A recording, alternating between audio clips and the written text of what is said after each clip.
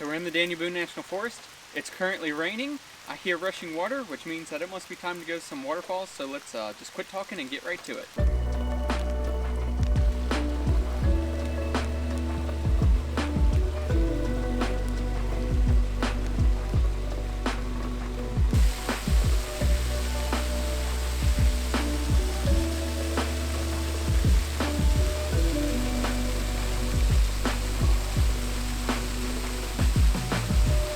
I actually went back to my car to get a rope for a hand line because this is extremely slick, just so muddy and all the dead leaves.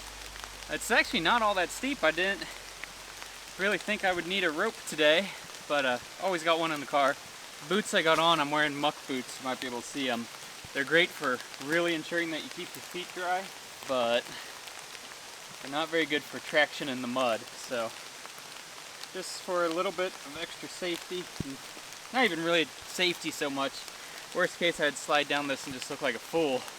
More just to make it a little bit easier on myself. Just a little hand line to assist my way, mostly coming back up this hill so I don't look like a complete moron. More than I already do being out here in the freezing rain. But hey, it's what I do.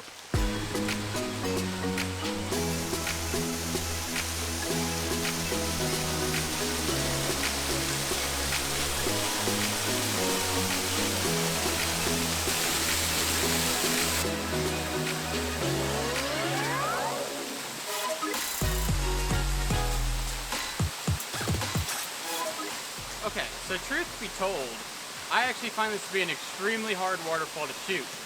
I've been here before 2 or 3 times now trying to shoot it, and every time the shots are just awful and I don't even share them anywhere. I don't know why I find it so hard. So I've been experimenting with this shot here, kind of a more classic waterfall shot, kind of close to it, you know, with the wide angle. And it's alright, it's nothing spectacular, and to make matters worse, this is actually right by the road and my car is parked right there. I don't know if you can see it the way I got this framed, but you can see it in my shot there. And regardless, it's just not that pleasing of an angle, really. So I think what I'm going to do is try something a little bit different. I'm going to go back further on the along this cliff line here and put on a longer lens. I see a big boulder back here. I think if I stand on that boulder with a longer, more telephoto lens, maybe I can come up with something. Alright, so it's always hard to tell on the back of the camera, but I think I'm happy with what I got here today. I'll find out in about 4 days when I get back home from this little shooting trip.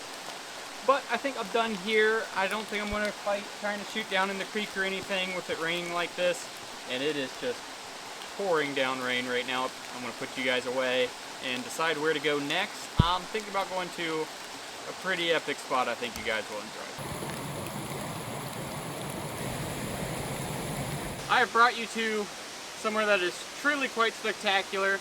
There's nowhere else quite like this in Kentucky for sure, but this is my first time coming back here in about 2 years probably, and I am struck with just how wrecked this area has gotten. When I first came here, this place was pretty much completely unknown except for a handful of people, and getting down here was a rugged trek. It really was quite rugged. These days, I'm pretty surprised to find quite the super highway to it.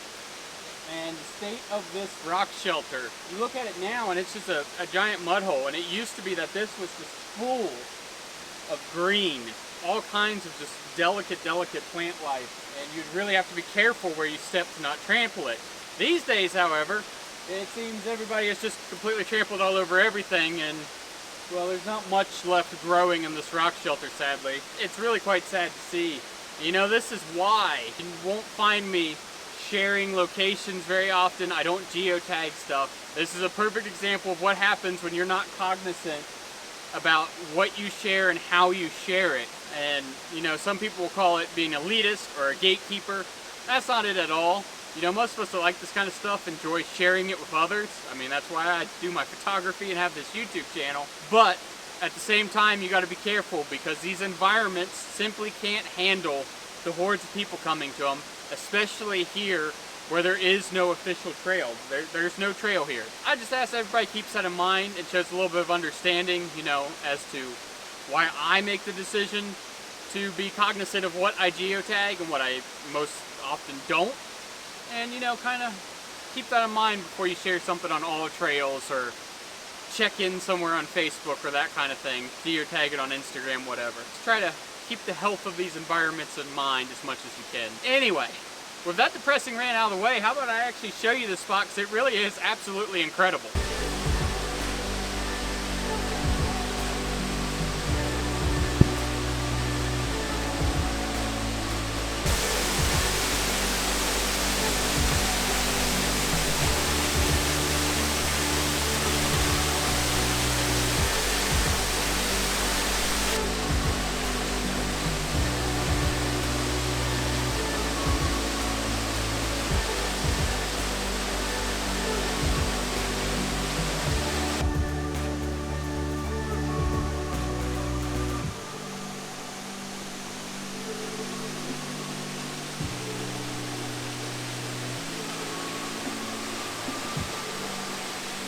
Alright, so it's currently a little after 11 in the morning, so actually making pretty good time here.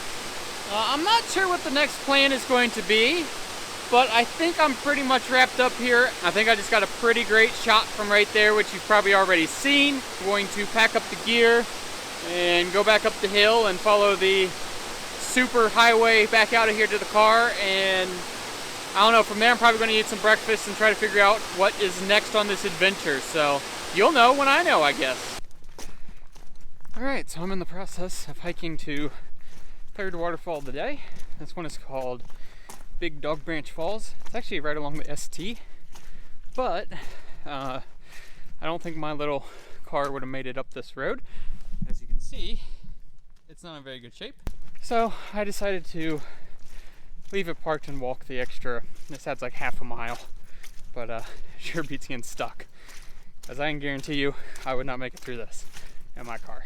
So anyway, I'm going to do a little bit of hiking here, get to the waterfall, and should hopefully be a pretty nice sight today. We should have some pretty good flow. Really? Why go through all the trouble of dumping the carpet out of your house down here?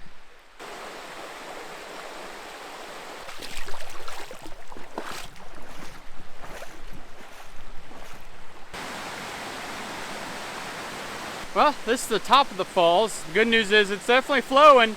Bad news is where I photographed it previously was down there in that water, and I'm not wading into that. That may very well be up over my head even, so I'm gonna have to find a different spot, probably further downstream or something. I'm gonna continue down and see if there isn't somewhere to shoot this from. This is definitely the most water I've ever personally seen on this particular waterfall. I made it down to the falls, and it looks fantastic. The bad news is I'm kind of limited on shooting here. That rhododendron or mountain laurel or tree or whatever it is there is kind of in the way. And normally I would just kind of, you know, go off into the water. I can't even begin to see the bottom right there. I estimate it's probably chest deep or so. So I'm not doing that. Okay, so like I said, very limited on what I could do and where I could shoot from. Did a super simple shot. It's about all I can really do unless I'm willing to get really wet, which I'm not. But yeah, I think it's a nice shot. I like it. And in this process, I discovered that I have a hole about 3/4 up my one muck boot. So yeah, I'm glad I wore the waterproof socks under these. I was thinking ahead. Anyway, I'm gonna get out of here. I realized once I got down here, I took the really hard way down here. I was thinking the whole way down that I recalled this being easy. And it's because it is if you go the right way. I'm a little bit worried about the quote easy way because it requires crossing above the falls there, and I'm concerned about how swift that's going to be and how slick. If it can be done safely, it cuts out a lot of effort, because what I went down is all of this nonsense there. The trail's like up on top of that. Alright, so I made it across the top of the falls there back onto the ST. That was actually, it's a very short bushwhack, but it was extremely thick. I ended up having to take my pack off and sort of pass it through all the rotos. I actually got really, really wet going to this waterfall and doing that bushwhack. So I'm gonna go ahead and go back to the car here, which was the plan anyway. We'll see what time it is by then. Hiking out that road instead of being able to drive it added a lot more distance than I thought it would. So this ended up actually being a pretty long trek out here a couple miles, so we'll see what time it is and go from there, I guess. All right, guys, as you can see, I made it back to my disaster of a car. And I think I'm gonna go ahead and sign this particular video off here. I think it's about all I'm gonna do today, other than some boring, trip chores and headed towards where I'm gonna stay for the night and all that. So, thank you guys for watching, and I'll see you again sometime soon, probably, because I'm out here for another 3 days after today, so see you then.